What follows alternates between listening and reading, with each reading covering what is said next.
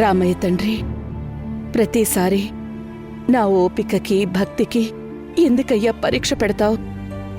నేనేమో ఆ భయంతో కోపంతో నువ్వు నా మొర ఆలకించట్లేదు అని నీ మీద నిందలు వేస్తాను. నీ అంత ఓపిక సహనం మనుషులం మాకెలా ఉంటుందయ్యా? మనిషికి ఆశ పుట్టించేది నువ్వే, దూరం చేసి దారి చూపించేది నువ్వే, అన్నిటి రుచి తెలిసేలా చేసేది నువ్వే, సంతోషాల విలువ చెప్పేది కూడా నువ్వే. నీ దయ వల్ల ఆయన క్షేమంగా వచ్చేలా చేసి నీ మీద నా నమ్మకాన్ని నిలబెట్టావు. ఇక మీదట ఏ కష్టం రాకుండా నువ్వే కాపాడు తండ్రి.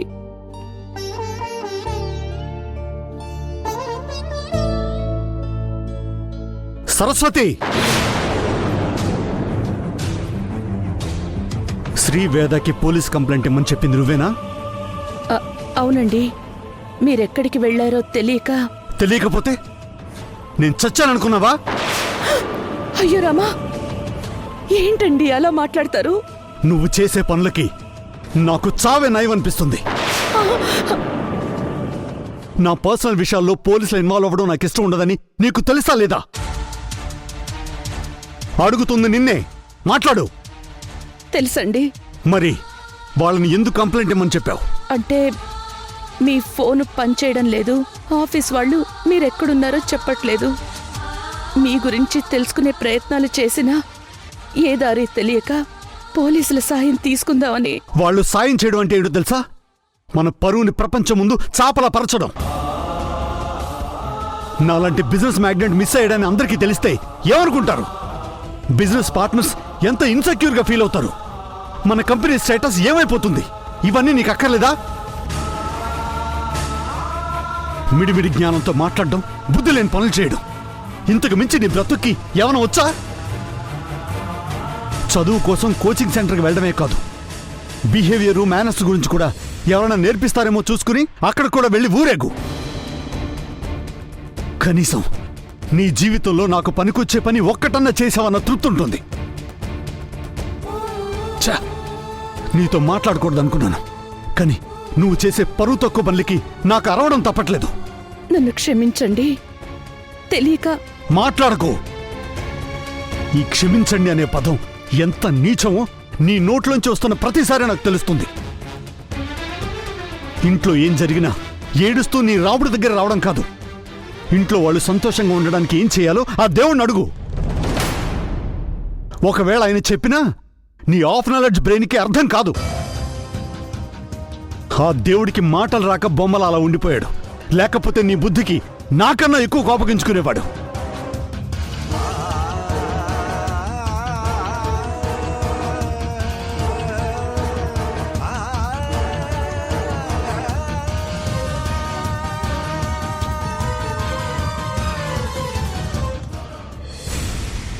ప్రతిసారి ఇలా మనం సపరేట్గా వచ్చి మాట్లాడుకుంటే అమ్మ మన మీద డౌట్ పడుతుంది. అలా అని అన్ని అత్తయ్య ముందు మాట్లాడుకోలేం కదా కార్తీక్. ఇంకా మాట్లాడుకోవడానికి ఏముంది? మీరు చెప్పిన మాట వినడం లేదు. మీరు చేస్తున్నది కరెక్ట్ కాదని నేను ఒప్పుకోలేకపోతున్నాను. పార్వతి ఇంట్లో ఉండడం వల్లే కదా నీ అభిప్రాయం మారింది. అమ్మ ఇంట్లో ఉన్నా లేకపోయినా లోకనాథ్కి ఏదైనా జరిగితే అమ్మ తట్టుకోలేదు అంకుల్. నాకు తెలియక అడుగుతాను, నన్ను జైలు నుంచి ఎందుకు విడిపించారు? ఇలా నా చేతులు కట్టేసి ఇంట్లో కూర్చోబెట్టడానికా? మాట్లాడు కార్తీక్. అప్పుడు లోకనాథ్ మీద కోపం తప్ప అమ్మ గురించి ఆలోచించలేదు అంకుల్. ఇప్పుడు అమ్మ మీద ప్రేమతో ఆలోచిస్తుంటే లోకనాథ్ జోలికి వెళ్ళకపోతేనే మంచిదనిపిస్తోంది అంకుల్. నేనే మిమ్మల్ని ఆపట్లేదు అంకుల్, కొన్ని రోజులు వెయిట్ చేద్దామంటున్నాను అంతే. అదెందుకు అర్థం చేసుకోవట్లేదు మీరు? ఎందుకంటే మనలా లోక్నాథ్ ఆలోచించాడు గనక, వాడిలో ఏ కోశానా మంచితనం లేదు గనక. వాడిని కిడ్నాప్ చేసింది నేనే అని తెలిసిన తర్వాత మనం సైలెంట్గా ఉన్నా లోక్నాథ్ అటాక్ చేయకుండా ఉండడు కార్తీ. వాడి దృష్టిలో మనం అంతా కలిసే ఈ ప్లాన్ చేశామని అనుకుంటాడు. ఒకేసారి అందరి మీద పగ సాధించాలనుకుంటాడు. మనం ఎలాంటి సిచ్యువేషన్ అయినా ఫేస్ చేయగలం, కానీ అత్తయ్య మధ్యలో నలిగిపోకూడదు. నేను చెప్పేది కూడా అదే కదా వీణా. కాదు కార్తీ, ఒక్కసారి మేం చెప్పింది విను. ఇన్ని రోజులు ముసుగు వేసుకున్నా ఇక నుండి లోక్నాథ్తో మనం డైరెక్ట్గా యుద్ధం చేయబోతున్నాం.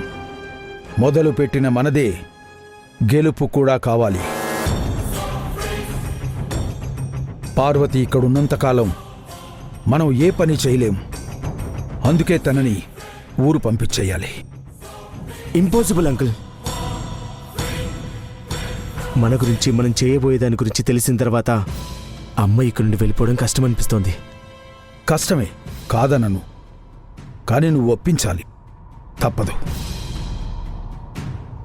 లోకనాథ్ను విడిపించి పార్వతి చాలా తప్పు చేసింది. మళ్ళీ లోకనాథ్ని పట్టుకోవడం, బంధించడం అంత సులువైన పని కాదు. ఒక్కసారి దెబ్బతిన్నవాడు ఇంకా జాగ్రత్తగా ఉంటాడు. నువ్వు చెప్పినట్టు వాడి జోలికి మనం వెళ్ళకపోయినా మనల్ని వెతుక్కుంటూ వస్తాడు. ఇన్ని రోజులు మీ అమ్మ క్షేమం కోసం ఆలోచించాను. ఇప్పుడు కూడా అదే ఉద్దేశంతో చెప్తున్నాను. మీ అమ్మని ఊరు వెళ్ళడానికి ఒప్పించు.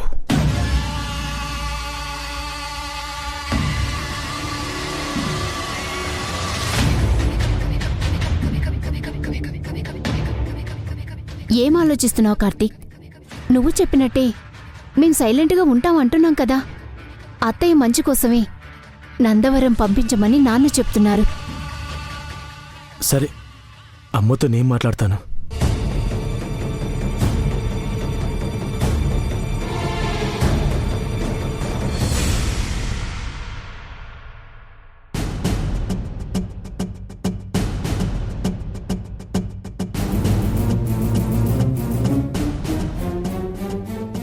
నమస్కారం అమ్మా, బాగున్నారా? బతికే ఉన్నాను. ఏంటమ్మా అలా అంటారు? ఈ వయసులో ఇంతకు మించి ఏం చెప్పమంటారు?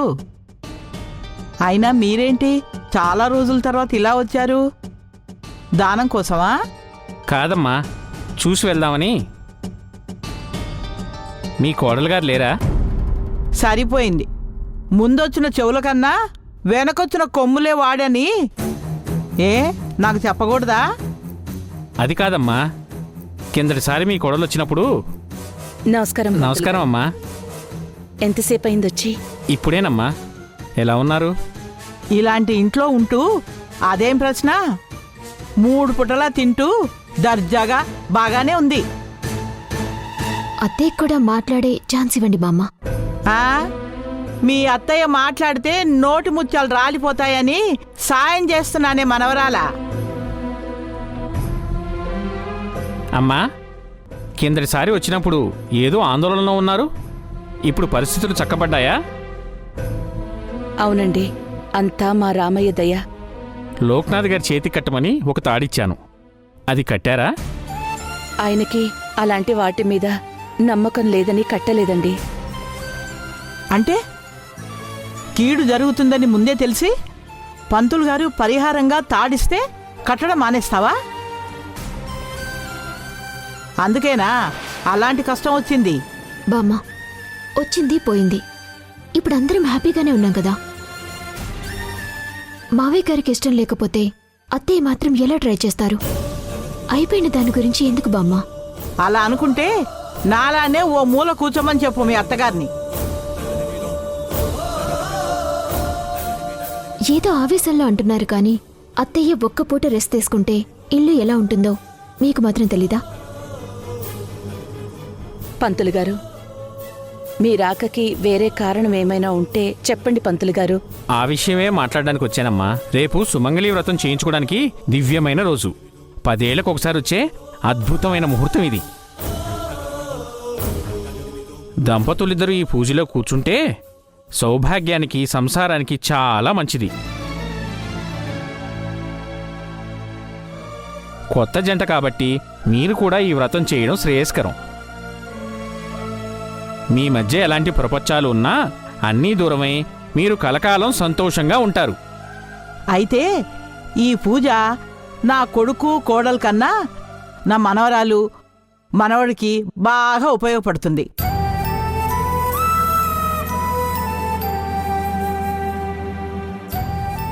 అమ్మా, ఇది పూజకు కావాల్సిన సామాన్ లిస్టు. నేను ఉదయాన్నే వస్తాను. అలాగే పంతులు గారు. వెళ్ళొస్తానమ్మా. మంచిది. వస్తానమ్మా. రక్షగా కట్టాల్సిన తాడిని కుంటి సాకులు చెప్పి మానేసినట్టు ఈ పూజ కూడా ఆపాలని చూడకు. లోకితో రేపు చేసే ఈ పూజ గురించి చెప్పు. ఏదైనా ముఖ్యమైన ఆఫీస్ పనులుంటే వాయిదా వేసుకుంటాడు. సరే అత్తయ్య. తలుచుకున్నప్పుడే తాత పెళ్లిలా ఉంటాను అంటే కుదరదు.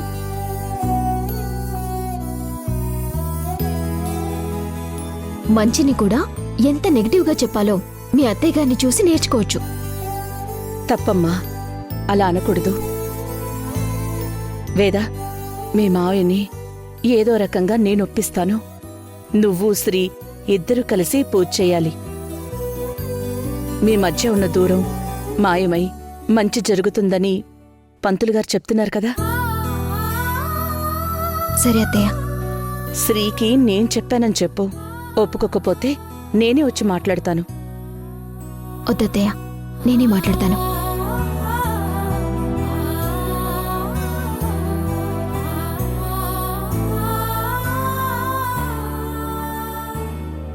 ఇప్పటి నుంచే ఈ పనులన్నీ మొదలు పెట్టకపోతే రేపు పూజకు ఆలస్యం అవుతుంది. రాణి,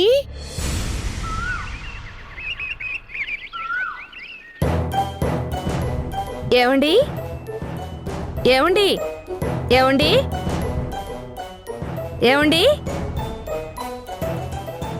నేను మీ పక్కింట్లో ఉంటాను. కొంచెం పాలుంటే ఇస్తారా? ఇంట్లో ఉన్న పాలు ఇరిగిపోయాయి. అలాగేనండి, తీసుకొస్తాను.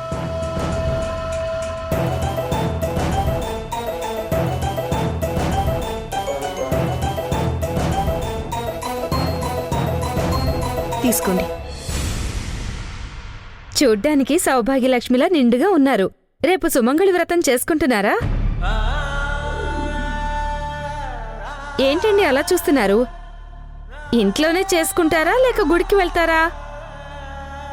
లేదంటే అసలు చేసుకోరా? మీకు ఆనవాయితీ లేదా? దేనికోసం వచ్చారో అది తీసుకున్నారా ఆంటీ? తీసుకున్నాను బాబు. ఇంకెందుకు మరి? పని అయిపోతే వెళ్ళిపోండి. ఏదో మాట కలిపితే ఇరుగు పొరుగు సంబంధాలు బావుంటుంది కదా అని. ఉన్న బంధాలు చాలు. మీరు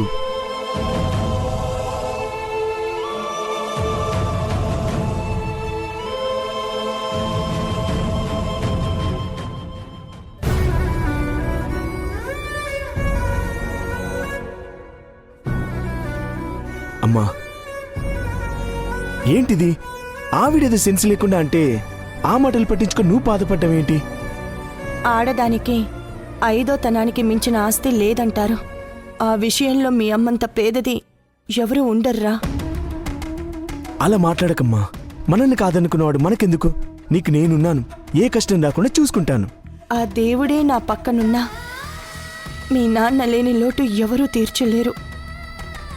నేను బ్రతికున్నంత కాలం ఆయనకి గుర్తుకు రాకపోయినా ప్రాణాలు వదిలే క్షణంలో ఆయన పక్కనే ఉండాలని కోరుకుంటున్నా. అమ్మా, ఎందుకమ్మా అలా మాట్లాడుతున్నావు? ఏమైంది నీకు? అంతా పక్కింటి ఆవిడ వల్లే వచ్చింది. నువ్వు ఇక్కడున్న నీ రోజులు ఎవరో ఒకరు పలకరిస్తూనే ఉంటారు. ఏదో రకంగా నువ్వు వాళ్ళు గతాన్ని గుర్తు చేస్తూనే ఉంటారు. మావేని చూడాలని వచ్చావు. నువ్వు కొన్ని రోజులు మాతో సంతోషంగా ఉన్నావు.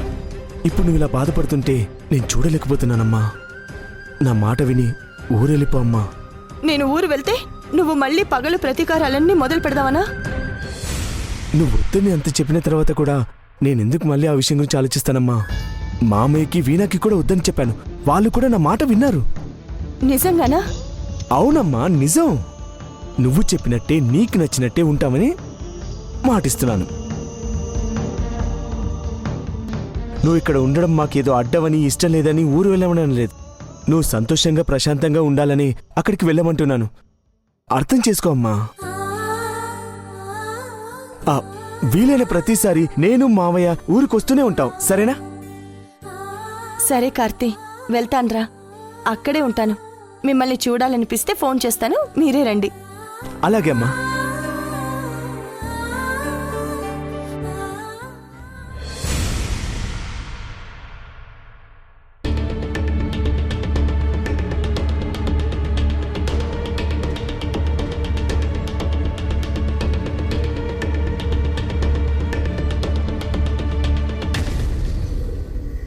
రివ్యూ రిపోర్ట్ ఎవరు రెడీ చేశారు?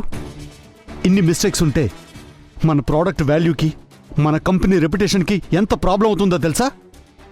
ఆ మాత్రం కామన్ సెన్స్ లేకుండా ఎలా పనిచేస్తున్నారు? కొన్ని రోజులు ఆఫీస్కి రాకపోతే ఎవరు ఇష్టం వచ్చినట్టు వాళ్ళు బిహేవ్ చేస్తారా? వర్క్ మీద ఇంట్రెస్ట్ లేకపోతే ఈ జాబ్ ఎందుకు మీకు? ఈయన కోపంలో ఉన్నారు. ఇప్పుడు పూజ గురించి మాట్లాడితే ఏమంటారో ఏంటో. రేపు మార్నింగ్ మీటింగ్ కల్లా complete report without any errors నా టేబుల్ మీద ఉండాలి. లేకపోతే ఈ ప్రాజెక్ట్లో ఇన్వాల్వ్ అయిన అందరినీ టెర్మినేట్ చేసి పాడేస్తాను. Mind it. అమ్మో, ఈయన కోపంలో ఉన్నారు. కాసేపు అయిన తర్వాత కోపం తగ్గాక మాట్లాడతాను. సరస్వతి,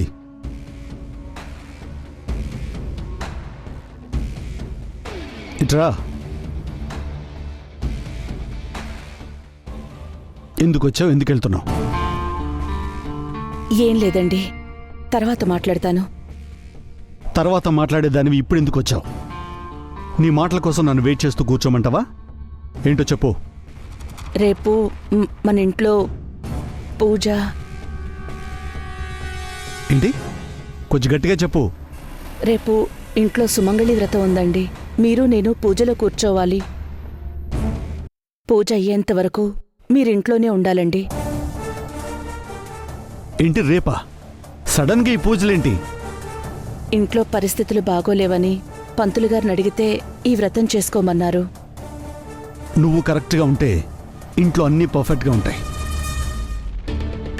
సుమంగళిగా ఉండాలంటే ఉన్నంతకాలం మెళ్ళో తాళి వేసుకోవడం, భర్త సంతోషంగా ఉన్నాడా లేదని చెక్ చేసుకోవడం, అతని సంతోషం కోసం నువ్వేం చేస్తున్నావు, అతను చెప్పిన మాటలు వింటున్నావా లేదా, ఏం జరిగినా చెప్తున్నావా లేదా అనేది చూసుకోవాలి. నీలో మార్పు వస్తే ఏ పూజలు వ్రతాలు అవసరం లేదు. అన్ని గాలి కుదిలేసి దేవుడా నీదే భారం అంటే లాభం ఉండదు సరస్వతి. ఏమండి, నేను చేసిన తప్పులకి, జరిగిన పొరపాట్లకి క్షమించమని అడగడానికి కూడా సిగ్గుగా ఉంది. కానీ మనస్ఫూర్తిగా చెప్తున్నాను, ఇక నుంచి ఏ పొరపాట్లు జరగకుండా నేను చూసుకుంటాను. మీ దగ్గర ఏ విషయమూ దాయను. మీరందుకు ఏ శిక్ష వేసినా భరించగలను గాని మాట్లాడకుండా మాత్రం ఉండకండి. క్షమించిన ప్రతిసారి తప్పు చేయడం నీకు అలవాటు. ఆహా, లేదండి, ఇక మీదట అలా జరగదు. రేపు పూజ ఉందని ఇప్పుడు చెప్తే ఎలా? రేపు ముహూర్తం బావుంది, వ్రతం చేస్తే మంచిదని పంతులు గారు చెప్తే సరే అన్నాను. సరే అని నువ్వంటాం కాదు, నా ఖాళీ ఉందో లేదో కనుక్కోవాలి కదా. ముందే నువ్వు ఓకే చెప్పి ఇప్పుడు నా పర్మిషన్ ఎందుకు? అంటే వీలైనంత త్వరగా ఈ పూజ చేయిస్తే మీరు క్షేమంగా ఉంటారు, మనింట్లో కూడా ఏ సమస్యలు ఉండవని చిన్న నమ్మకం అండి. అదీ కాకుండా ఈ వ్రతంలో వేద, శ్రీ కూడా ఉంటారు. శ్రీకి పెళ్ళైనప్పటి నుంచి మన 2 జంటలు కలిసి ఏ పూజ చెయ్యలేదండి. నాకు ఈ పూజలు, మంత్రాలు, తంత్రాలంటే ఇష్టం ఉండదు సరస్వతి. అంత నమ్మకం కూడా లేదు. నువ్వు కొలిచే రావుడే నిన్ను మార్చలేకపోయాడు. ఇంకా ఈ వ్రతాల వల్ల మార్పు వస్తుందని నేను మాత్రం అనుకోవట్లేదు. కానీ మన కోసం కాకపోయినా శ్రీవేద జంట కోసమన్నా మనం వ్రతం చేద్దాం.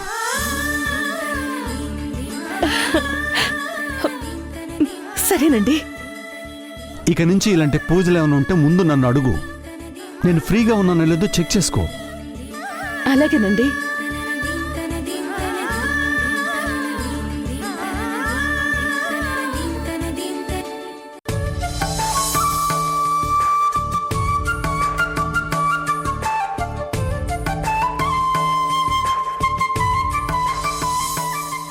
రామయ్య తండ్రి, ఆయన అన్నట్టు నీ వల్ల నేను మారకపోయినా నువ్వు మాత్రం ఆయన మనసు మార్చావు. అది చాలు, నాకు చాలా సంతోషంగా ఉంది. ఇంత తొందరగా అర్థం చేసుకుంటారని, పూజకు ఒప్పుకుంటారని అస్సలు అనుకోలేదు.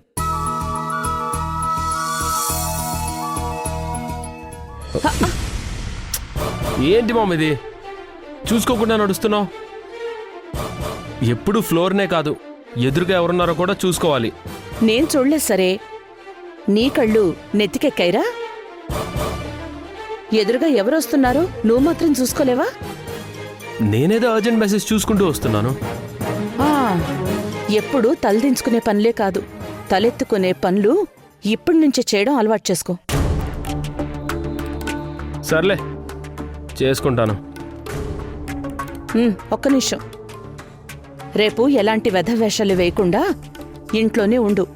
కాదని బయటికి వెళ్తే కాళ్ళు విరగొడతాను. ఎందుకు? ఏమైనా ఫంక్షనా? కాదు, సుమంగళి వ్రతం ఉంది. సుమంగళి వ్రతమా? అంటే ఓన్లీ లేడీస్ ఫెస్టివల్ కదా, నేనెందుకు? ఓన్లీ లేడీసే కాదు, ఫ్యామిలీ అంతా ఇంట్లోనే ఉంటున్నారు. నువ్వు కూడా ఉండాలి. అది నా ఫ్రెండ్. నా వల్ల కాదు. ఎప్పట్లాగే నేను బయటికి వెళ్ళాలి, బలాదూరుగా తిరగాలి అనుకుంటే ఇప్పుడే వెళ్ళి మీ నాన్నతో మాట్లాడి పర్మిషన్ తీసుకో. ఏంటి పర్మిషనా? నా మొహం చపాతీ అయిపోతుంది. సడన్ గా చెప్తే అదే ప్రోగ్రామ్స్ ఎలా మార్చుకోవాలి? చూడు రిషి, మీ నాన్నే పూజకొప్పుకున్నారు. పని పాఠాలు లేకుండా ఖాళీగా తిరిగే నీ పద్ధతి నాకర్థం కావడం లేదు.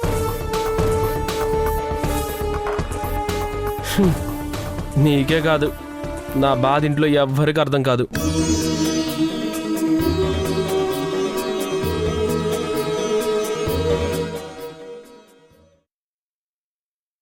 సిఐ గారు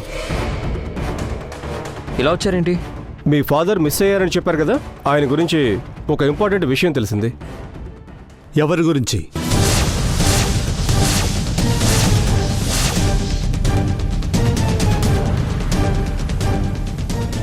మాతో పాటు లోక్నాథ్ గారు స్టేషన్కి రావాలి.